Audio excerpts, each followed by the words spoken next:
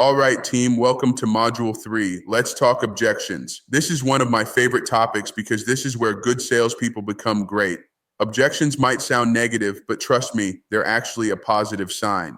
Think about it. If a customer is voicing a concern, it means they're engaged enough to care. As I always say, objections are a natural part of the sales process. How you handle them can make or break the deal. So we're going to learn to love objections. Why? Because each one is an opportunity to build trust and bring your customer one step closer to yes. Let's go over a scenario. Suppose your customer says, I like the car, but it's a bit out of my budget. Now, old school sales training might tell you to drop the price immediately or pressure them. Not here at WBG. We do this smarter. First, empathize.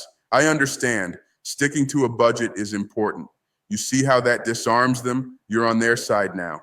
Next, explore. How far off are we on price? A lot or just a little? Let them tell you. Maybe they reveal it's really the monthly payment that's high. Now you can respond with a solution, perhaps a longer finance term or a lease, or pointing out the overall value and low cost of maintenance, which saves money long term. You're not just saying, no problem, we'll make it work vaguely. You're giving a concrete, tailored solution. Another common one, I need to think about it. How many of you have heard that? I see all the heads nodding. We're going to turn that from a blow-off into a constructive conversation. My go-to reply, absolutely, I understand. It's a big decision. Just so I can get you the best info, what in particular would you like to think over? Said very kindly. Often they'll reveal the real hesitation. Maybe they're unsure about the color, or they want to check insurance costs, or they're torn between this and another model. Once the real issue is out, you can tackle it. If it's another model, offer a side-by-side comparison. If it's insurance or maintenance costs, provide estimates. The key is, don't let I need to think about it be the end. Gently find out what they need to think about. Let's talk about the big scary one. No, I don't think I'm going to buy today.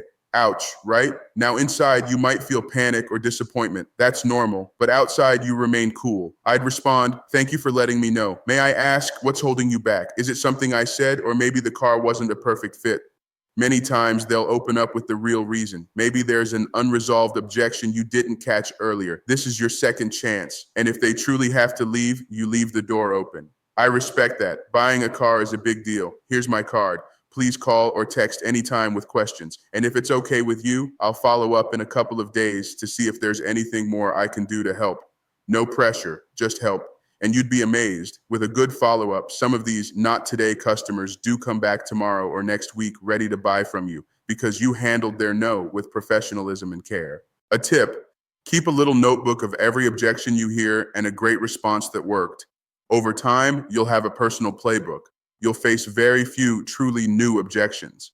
Most fall into those categories we discussed: money, trust, need, time, authority. Once you recognize which it is, you'll know which tactic to use. And always remember, when you overcome an objection well, not only might you save the sale, you often increase the customer's confidence in you. They think, hey, this salesperson really took the time to address my concerns. I can trust them. That trust makes the closing step so much easier. One more important point, enthusiasm and belief. You must genuinely believe in your product and in the value you're offering. If you do, that comes through in your voice and manner, and it's infectious. Many objections melt away when the customer senses your conviction. So if you find yourself struggling to answer an objection, ask yourself, do I fully believe in what I'm selling and saying? If the answer is yes, convey that passion. If not, get with your team or manager and fill those knowledge gaps so your confidence is unshakable.